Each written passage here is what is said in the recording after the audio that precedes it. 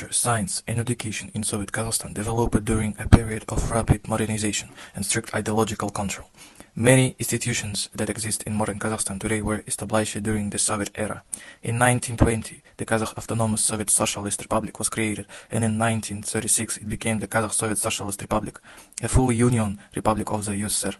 From this moment, Kazakhstan was fully integrated into a centralized political and ideological system where culture, education, and science served state objectives. These spheres were used to shape the so-called new Soviet person. While this led to mass literacy, scientific development, and professional culture, it also involved repression, censorship, and social tragedy, particularly during collectivization and famine of 1931 and 1933. If you ask me whether the Soviet modernization project was a necessary stage or a violent experiment, I would answer that it was both.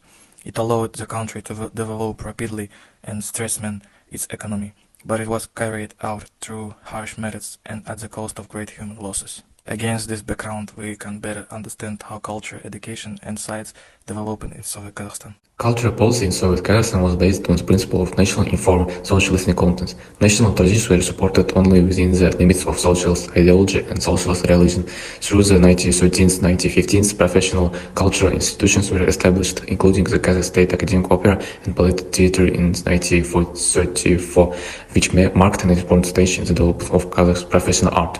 Prominent cultural figures emerged.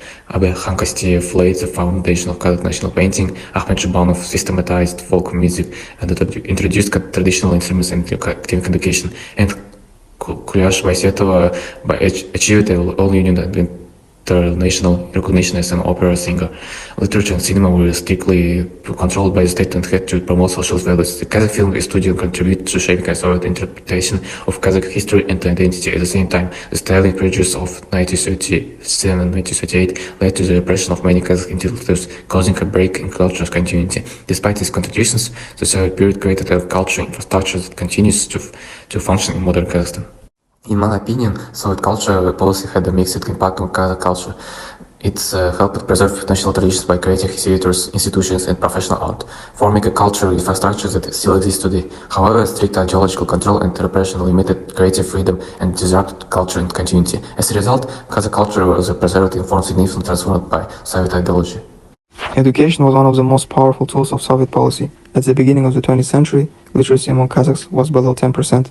To address this, the Soviet government launched massive literacy campaigns known as Likpaz. Throughout the 1920s and 1930s, thousands of schools were opened, including in rural and remote areas. Education became compulsory, and special emphasis was placed on women's education, which significantly altered traditional gender roles in Kazakh society. Alphabet reforms were another major transformation. In 1929, the Kazakh language shifted from Arabic script to Latin, and in 1940 it was replaced by Cyrillic. While this change facilitated integration into the Soviet system, they also cut society off from pre-Soviet writing heritage. Higher education developed rapidly. In 1934, Kazakh State University was established, followed by pedagogical, medical, and technical institutes that trained specialists for industry, science, and state administration. However, education was heavily ideologized. School curricula promoted Soviet history and communist ideology, leaving little room for critical thinking or alternative perspectives. In my opinion, the Soviet education system is both a reason for today's achievements and today's problems in Kazakhstan, because on the one hand, it created strong discipline, good basic knowledge in science and mathematics, and respect for teachers. These are important achievements and still influence education today. But on the other hand, the system focused too much on memorization. Students were not encouraged to think critically or express their own ideas. This has caused some modern problems, such as low creativity and fear of making mistakes. Therefore, the Soviet model is both the foundation of success and a source of challenge for modern education in Kazakhstan. Scientific development in Soviet Kazakhstan followed state priorities. In 1946, the Academy of Sciences of the Kazakh SSR was founded under Kaныsh Satpayev. Research focused on geology, mining, energy, and agriculture to support industrial growth. Kazakhstan was strategically important for the USSR. The Baikonur cosmodrome was built in 1955, and in 1961, Yuri Gagarin launched from Baikonur, becoming the first human in space. However, this progress had a high cost. Between 1949 and 1989, more than 450 nuclear tests were conducted at the Semipalatinsk nuclear test site, causing long-term environmental damage and serious health problems. Another major tragedy was the Aral Sea disaster caused by Soviet irrigation projects. In my opinion, scientific and technological progress is important, but it should not be achieved at the cost of human lives and nature. Development must respect people, their health, and their environment.